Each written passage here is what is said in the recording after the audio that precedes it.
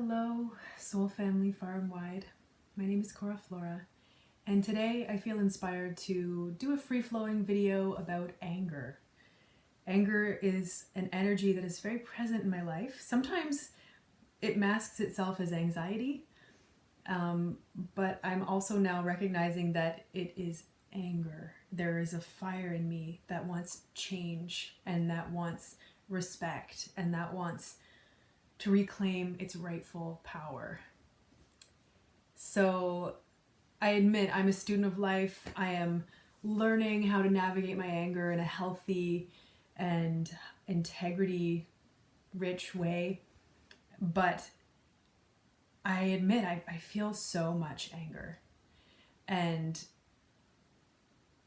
I really feel like it's the way out of limitations, stuckness, situations that are triggering and perhaps like giving us a sense of like being stuck. And you know what, maybe I won't even speak in us or we or you language. I'll just speak in I language, because the only power I truly have is my own being, and I would like to empower myself in that way and also honor your power to choose what resonates with you in your sovereign truth.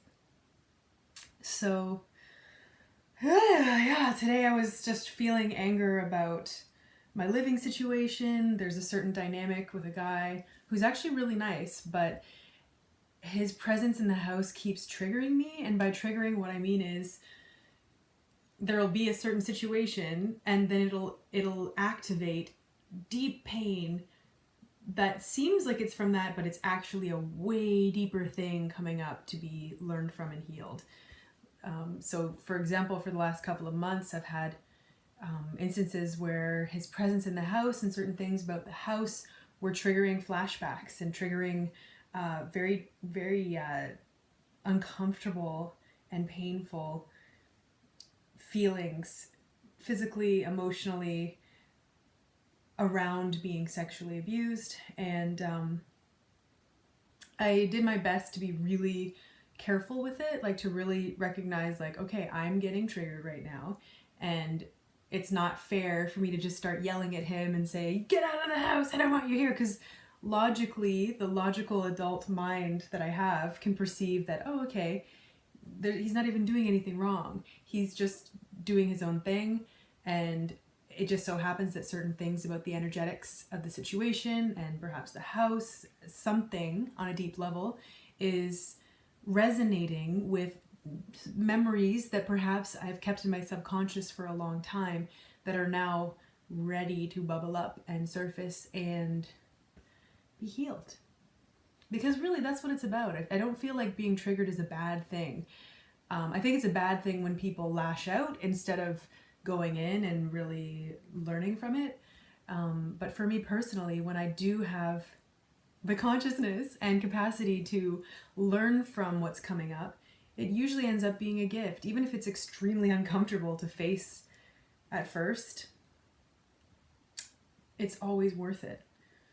And as I mentioned in previous videos, a lot of the tools that I use to face these things are creative. So I like to journal. Sometimes it's like furiously, like it's just ridiculous how I'll journal, whether I'm sad or happy or angry or grossed out or whatever. I'll just journal it out, and then I'll draw it out, and sometimes I'll dance it out, sometimes I'll sing it out, sometimes I'm blessed with a song. Those are the greatest gifts.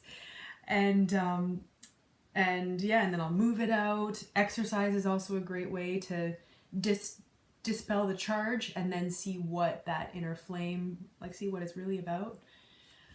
So yeah, I'm humbled on this journey of anger. And I also, as a woman, I have to say that I am not shying away from it. I feel like it is very righteous, and I feel like the wisdom that is going to heal the world has to also include the spectrum of our rightful, compassionate anger. Because I feel like, at least for me, I feel like I've witnessed many women just experience abuse or be in situations where they feel stuck and limited, and then just choosing to have like like too much compassion and basically just like, oh, well, you know, I'll just forgive him and I'll forgive the situation and I'll just make peace with it and do nothing and just try to like be happy in my little hole. And I just feel like there's a part of me that's like, no, fuck no, there is another way. There is a way of allowing our emotions and having the courage to speak up. Or having the courage to feel it, face it, creatively expel it, and then experience the gift of what this emotion is here to teach us. Because I feel like without anger, there won't be any change. There won't be any forward motion. There won't be anyone tilling the soil to plant the new seeds. So I'm sitting with my sacred anger right now, and of course recognizing that it is power and it is like fire, and fire can burn a whole forest down, or it can warm a house. It can cook food. It can illuminate with light. It can gather people in a sacred circle and connect them with ancient knowledge and wisdom to serve the greatest good. And so that's my intention with anger, is to learn from it and express it in a sacred way. So I hope this inspires you. Felt good to share it and give myself a little energy clearing of expression before I jump into the card reading that I'm doing today. I feel like it's important to be clear before readings so that my stuff doesn't bleed over into other people's stuff and they can just get the benefit of a clear, powerful conduit. Great. Well, yeah, again, thank you for everyone for the supportive comments and for being my allies in this journey. My intention is that my YouTube channel can be a space of inspiration, authenticity, vulnerability, healing, and empowerment for all who come into alignment with it. And as I've mentioned a few times, I'm excited to be doing daily vlogs like the style that I just posted once I manifest a camera and computer. Until then, I'm thinking I'm just going to be doing videos like this, inspirational videos as inspired, and weekly oracle card readings. And I could try doing a vlog with my iPad, but the quality of the camera and the editing capacity are not so good. So I might just have to wait for the perfect time.